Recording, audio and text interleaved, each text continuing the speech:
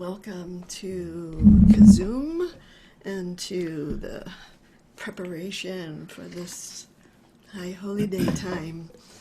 I want to ask if you don't have your name on your square, go to the top right corner of your square. You see there's three dots, and you can go down and say rename, just because we like to have your name and not some strange number. So this is a potent time. I always feel when the full moon of Elul happens, I look up at that moon and I know that the shrinking of the moon is almost like I can feel the light of the moon come inside me as it shrinks out there. It's coming inside me. And the moon in our tradition represents Shekhinah, the divine presence that plays a little hide and seek with us, that comes and goes. And sometimes it's in that Shekhinah is in her fullness, and sometimes she is hidden from us, showing us where our work is, moving us towards that search for that immanence that is always present, and to open our ears to the whisper that is always whispering. So we're in that time of the shrinking of the moon, heading into Elul, and it's such a I don't know, it has a kind of urgency to it, I know. And in just a little over 2 weeks' time, we get to do a reset. And the last couple of days, Rachma and I were kind of on a retreat and really looking in, seeing how do we want to, what is the reset that we want to do? It was our 19th wedding anniversary yesterday. Yes, so it was timed. Yes. So I wanted to begin with this what we were just chanting, this melody. This is not one of my melodies. This is a melody I learned a long time ago, to these words that are part of the Yom Kippur liturgy. And somehow these words and this melody really kind of attune me to the holy work of this holiday time. And so the words are actually in Aramaic, which is a language that is another holy language, and very kind of close to Hebrew, close to Arabic. And the words are call on a name of God that is Rachamana. And Rachamana is the compassionate one. And that's who we call on at this moment. So my experience of prayer in my Jewish life has really been influenced by something that I did earlier in my life. As I spent a year in an intensive wazifa training. A wazifa training is in the context of Islam and Sufism. There are 99 names of God, and each of those names is a quality that we call on, and a name of God. And what I learned in this wazifa training, actually, I brought to my Jewish life, and it's kind of saved me to be able to enter into prayer in a much deeper way. So there are 3 levels of wazifa. And the first level of wazifa, we call on God.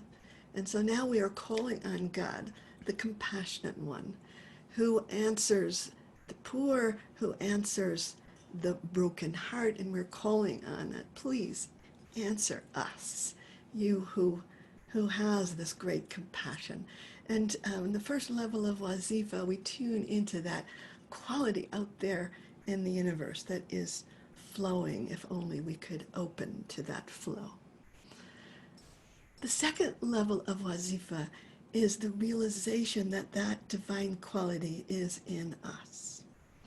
And we are calling not out there, but in here, and saying to that divine quality, make yourself known to us.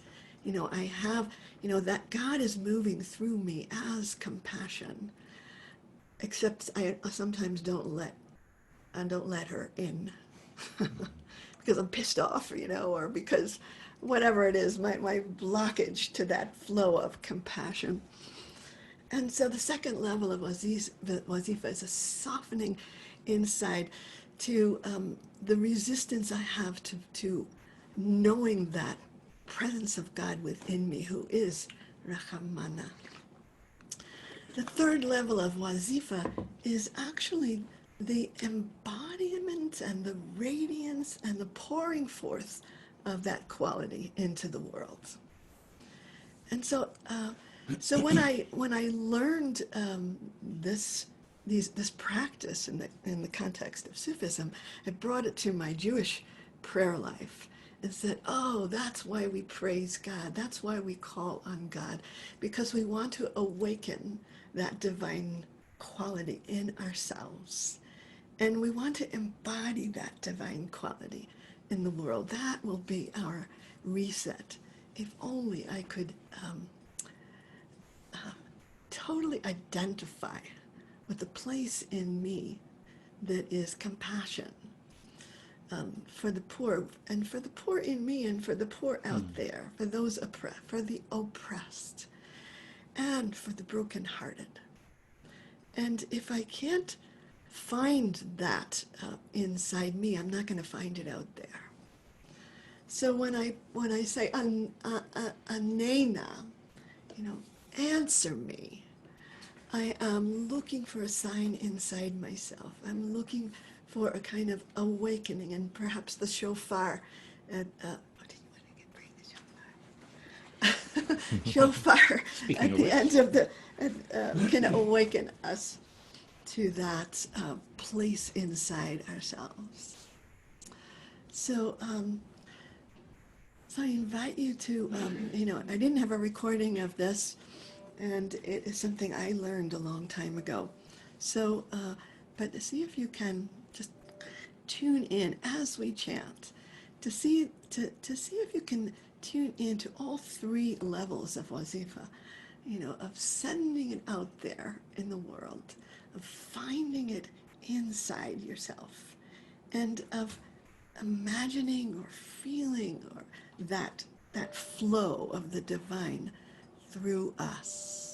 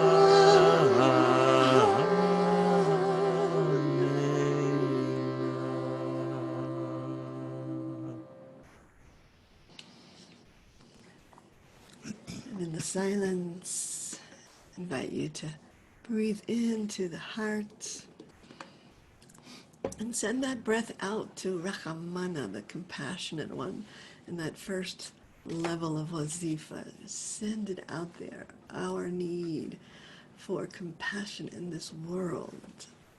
Answer us. Find that place of your own broken heart. Allow the compassion to pour in.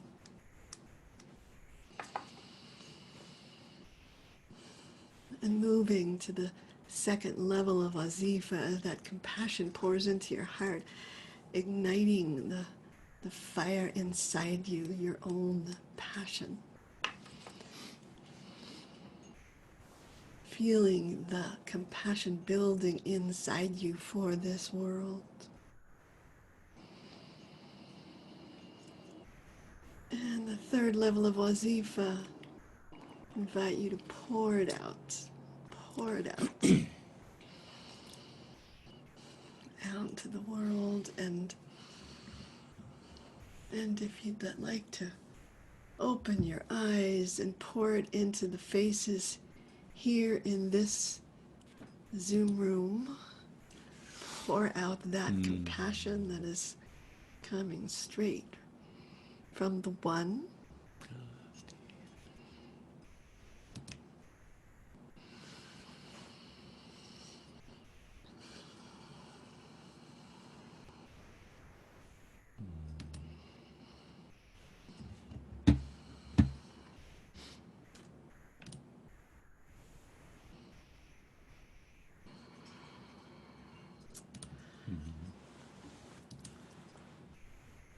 So I know I said this last time, but I'm going to say it again. That it feels so important when there's so much negativity in the world, and it's sort of, I always feel like as the election gets closer, there's more of it, and kind of a force that is moving through, and we can become the victim of it if we are not using our own radiance as our protection. So that compassion that you pour out into the world is what the world needs right now, and is often not what the normal way of, sort of that fear that's in the atmosphere. So I want to, to say that, that God pours out compassion to everyone. And that's the quality of that compassion, that there's no exception. And so as I take that quality inside me, that's that becomes my compass point. Like, can I do that? Can I pour my compassion out even to the ones that You just want to shake. Those especially we need to pour out our compassion. And to identify with those who are oppressed and those who have their hearts broken in this world, and but identify with that in a way that just brings more compassion to bear.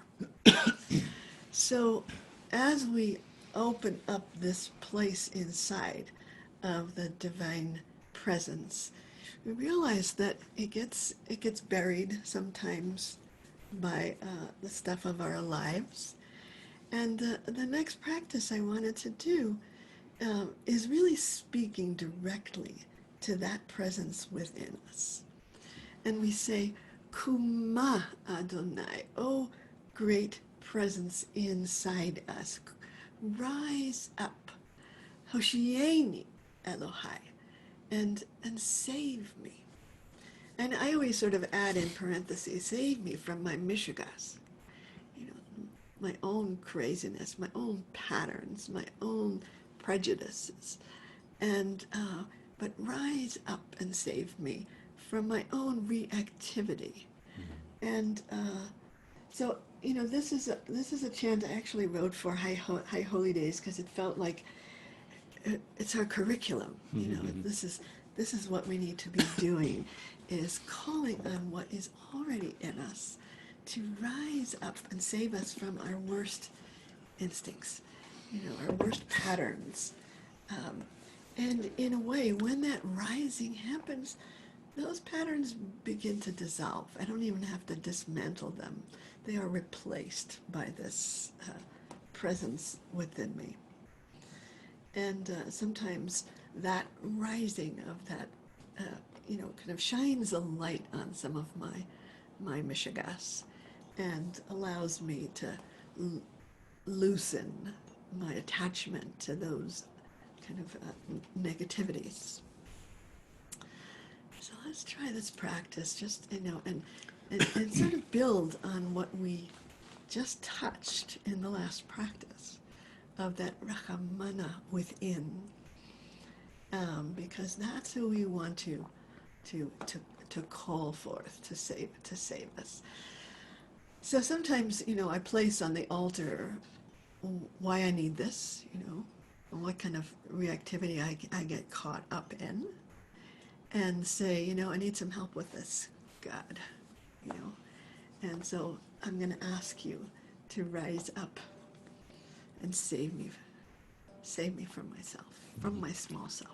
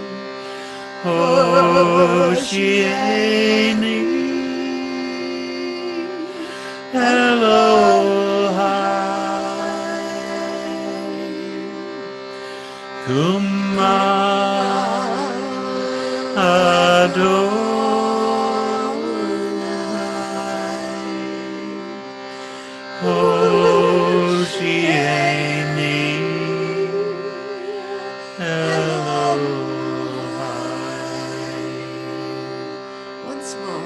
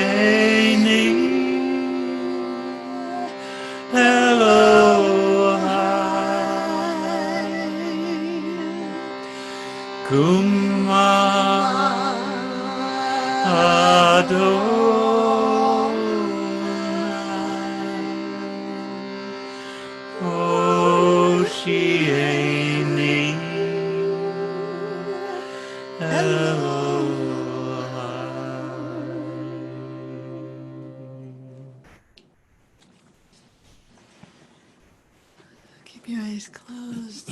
Bring your attention to the breath. As you breathe in, imagine touching that center of your being with the in-breath. And on the out-breath, allow that center of your being to rise up, just to fill you and overflow.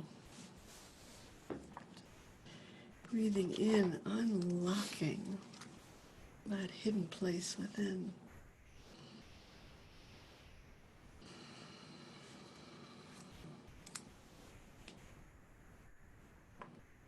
Each in-breath a little deeper. The out-breath, a sense of rising up within. Having access to that divine presence wants to come through.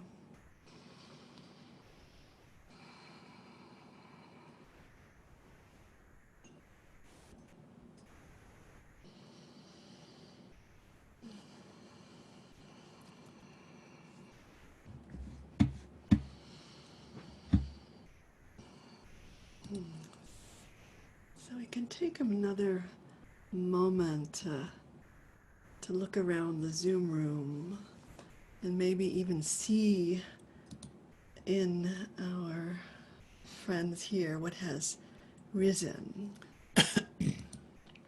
what has become more visible.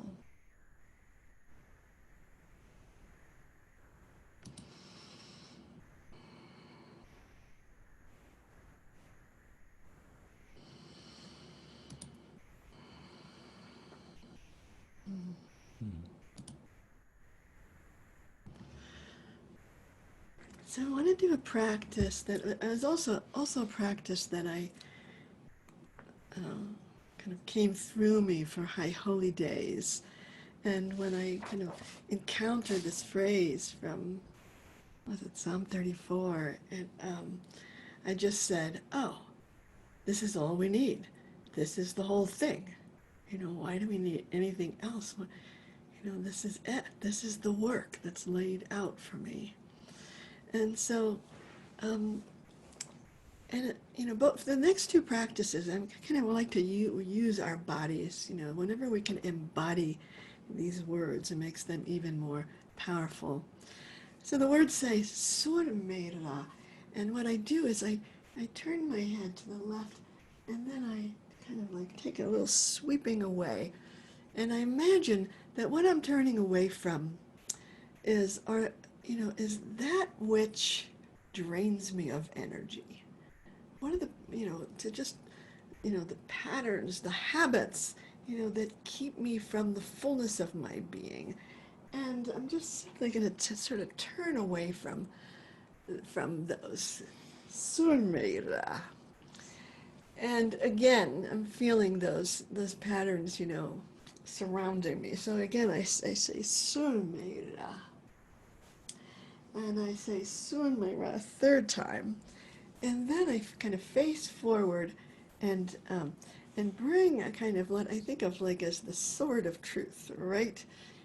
From my being of saying, va'aseto. It's not enough to turn away, but what I do is after I turn away, then I take that goodness in that's in me and put it out there, in small and little and big ways. I just like do the goodness, So it's a kind of a gesture of commitment. It's like, there it is. That's the direction I want to go. And what's good gives me energy. What's bad drains me of energy. What's good gives it to me. So surmera va'aseto. And then it says, Baki Shalom Varad Fehu. And I send my consciousness out into the cosmos. And with the kind of a sense of like, I'm going to search for wholeness. I'm searching for wholeness out there as far as I can reach. So, Baki Shalom Varad Fehu, I'm going to go after it. I'm going to find it out there.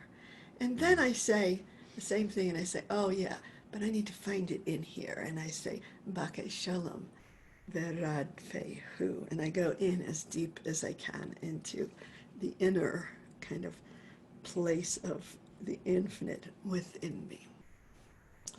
So that's the practice. It just has so much in it. And if you feel like bringing your body to it, you can do that. It just helps you get out of your head and surrender to the power of these words. So you begin by, at the beginning of each repetition, you turn your head to the left, and then you do Surmera, Surmera, Surmera va'aseto. Surmera, Surmera, Surmera va'aseto. Bake Shalom Radfehu, Bake Shalom Radfehu. And again, searching. Bake Shalom Radfehu, Bake Shalom Radfehu. Surmera, Surmera, Surmera va'aseto. Surmera, Surmera, Surmera va'aseto. Bake Shalom Radfehu, Bake Shalom Radfehu, Bake Shalom Radfehu, Bake Shalom V'Rafeihu Sur Meira, Sur Meira, Sur Meira, Va'aseh Tov. Sur Meira, Sur Meira, Sur Meira, Va'aseh Tov. Bake Shalom V'Rafeihu, Bake Shalom V'Rafeihu, Bake Shalom V'Rafeihu, Bake Shalom V'Rafeihu. Sur Meira, Sur Meira, Sur Meira, Va'aseh Tov. Sur Meira, Sur Meira, Sur Meira, Va'aseh Tov. Bake Shalom V'Rafeihu, Bake Shalom V'Rafeihu, Bake Shalom V'Rafeihu, Bake Shalom V'Rafeihu. Sur Meira, Sur Meira, Sur Meira, Va'aseh Tov. Sur Meira, Sur Meira, Sur Meira, Va'aseh Tov. Bake Shalom V'Rafeihu, Bake Shalom V'Rafeihu, Bake Shalom V'Rafeihu, Bake Shalom V'Rafeihu. Once more. Sur Meira, Sur Meira, Sur Meira, Va'aseh Tov. Sur Meira, Sur Meira, Sur Meira, Va'aseh Tov. Bake Shalom V'Rafeihu, Bake Shalom V'Rafeihu, Bake Shalom V'Rafeihu, Bake Shalom V'Rafeihu.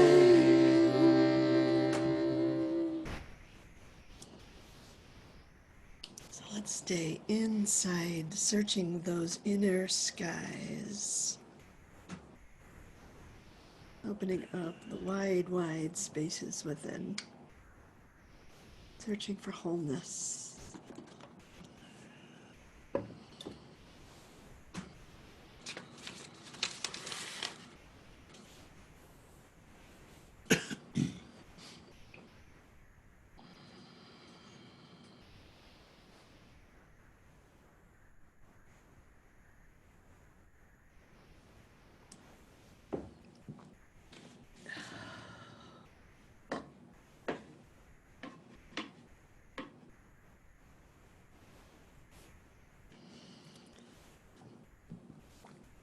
And when you're ready, I invite you to open your eyes.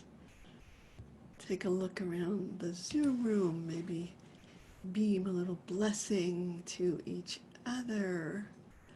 An amazing thing to do this work together.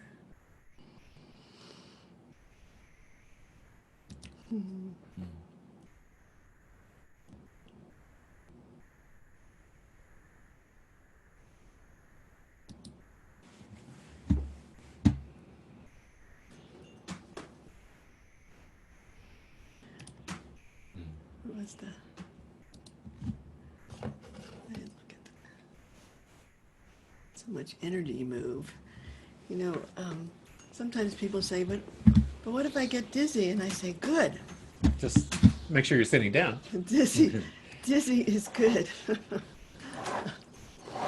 Dizzy, and really the point is of making doing those movements is to surrender the mind.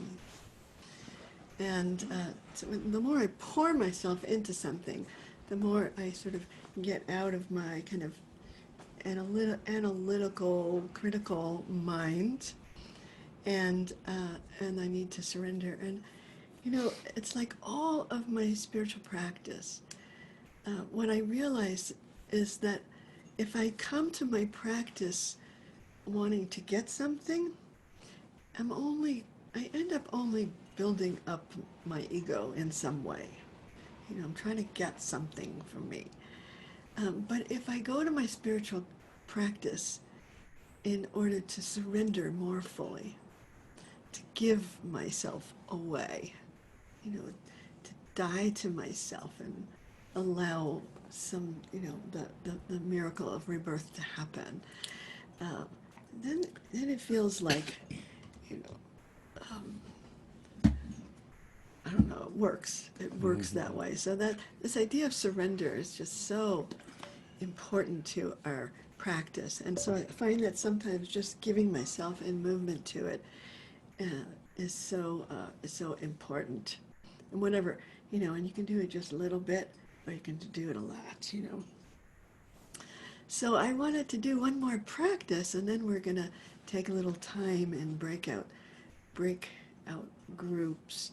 And what I thought about for the breakout group to be able to share with each other is an intention for what your reset, what you want to be reset to.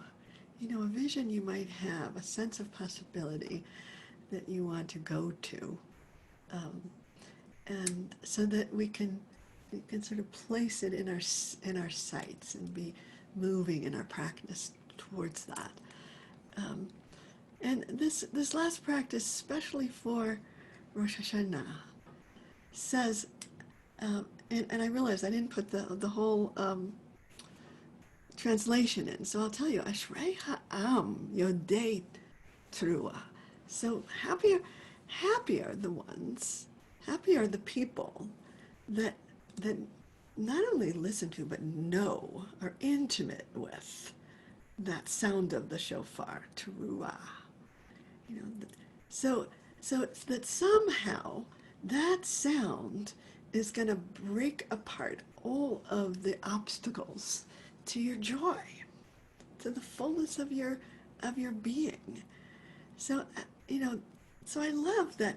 You know, it's like we're not just awakening to the bummer of life or what needs to get done. You know, we're awakening to this kind of sense of the joyfulness that is in us, that wants to be revealed. Ashrei ha'am yodei teruah. That's what happens. And Adonai, which I think of, you know, the name of God, I say as the quality of mastery.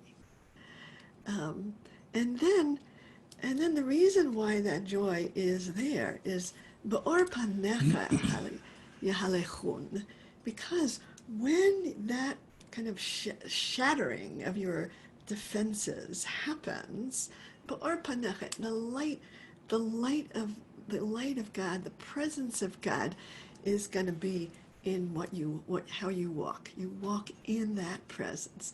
So Ba'or panecha yahalechun means in that light of your presence, you're gonna walk your life. You're gonna walk your talk. You're gonna, you know, that light of God is what is gonna shine and allow you to walk, you know, your life, really.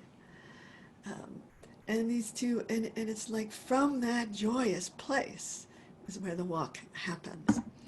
So the way that I I chant this is that when I'm saying Ashrei Am Yodei Teruah Adonai, I'm standing still and I'm listening. And when the chant says Ba'or Panecha Yahalechun Yahalechun, I'm taking a little walk. I'm walking. And, walking meditation is so important because it kind of provides this transition from this place that we sit into how we move in our lives. And so you're welcome to try that if you want to take a walk. But you only walk when it says Ba'or Panecha Yahalechun, and then you stand still again. And when we're doing this together, it's around, so some people are moving and some people are standing still, if you can imagine. And we'll do this on Rosh Hashanah too, for those who are coming to our High Holy Day services. We'll do this chant as well, and maybe at the end of the chant, Rachmil will blow the shofar, and we'll see if that works on Zoom. I'm not even sure. We'll see. So let's try it. So there's two parts to the round. The first part is the standing still part. Ashrei ha'am yodei teruah Adonai. And then the walking part.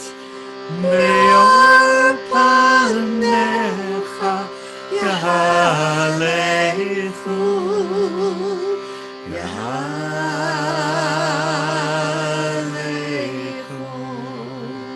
And standing still. Ashrei ha'am yodei teruah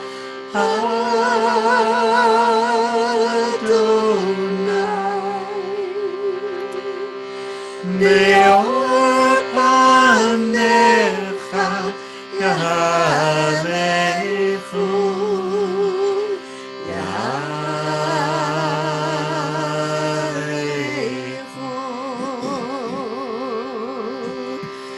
Ashrei ha'am yodei teruah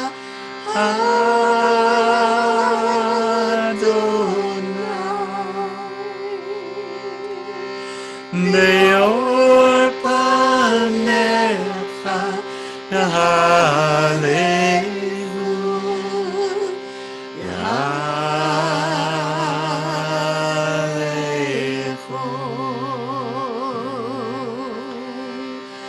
Ashrei ha'am yodei teruah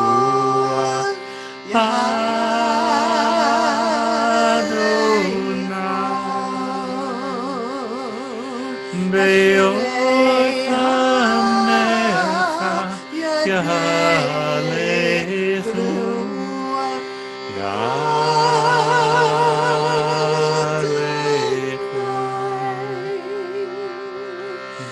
Ashrei ha'am yodei teruah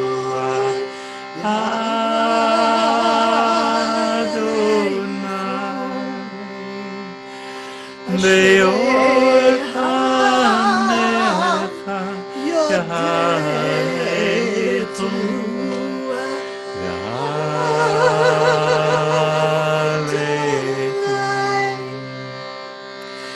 Ashrei ha'am yodei teruah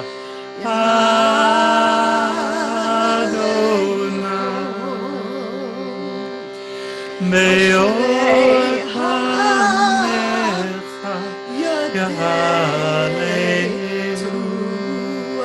Yahalechun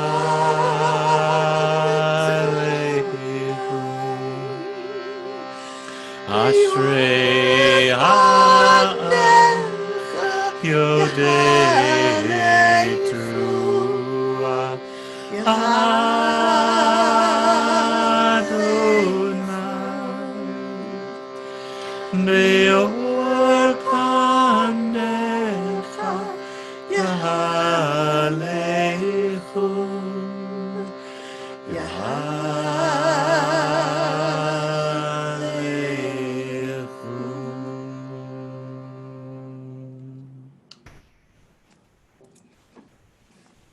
Kia.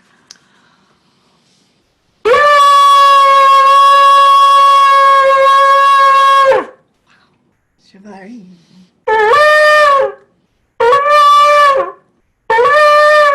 Charua.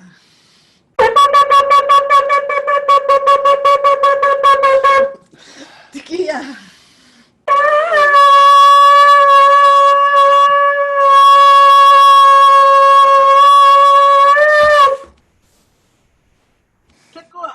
Wow. Wow. Wow. Yashkoach, Yashkoach. It sounded great. Oh, good, That's good. great. That's good Good. to know. Koa. Good to know. We should all join. So, before we go to the our breakout groups, because I think it's really whenever you do a practice, if you have someone to just reflect on that practice to see what emerged, and maybe share of a vision of your own reset. I think it really helps. So before we do that, I'll just say about a couple of things. My High Holy Day services, you sign up through my website, sends you to Olive, and I have this new project called Love at the Center, which also you sign up through my website, and that one's totally free, and you'll get an email each week starting in October 12th. Of the of a piece of the Song of Songs to immerse in, and there will be an event. Donation. Yeah, and there'll be an event on October 12th also, that is kind of launching that, big public event to launch the Love at the Center program. So you can find that on my website, and we really appreciate if you can everybody give a little bit of donations for us to keep doing this work. The Love at the Center is not something that you have to pay for, but if whatever you receive, if there's a way to respond with your generosity to send a little through the website of a donation to this work, we would appreciate that. So those of you that need to leave, we love you. Goodbye. Those of you that are staying, let's do breakout groups. So yeah, so then because then I always have to figure out How many are how left? many people are left. All the people left. So okay, we're gonna create the breakout rooms. I'm gonna call you back in like about 12 minutes. 12 minutes. Okay. And you have to accept your breakout group.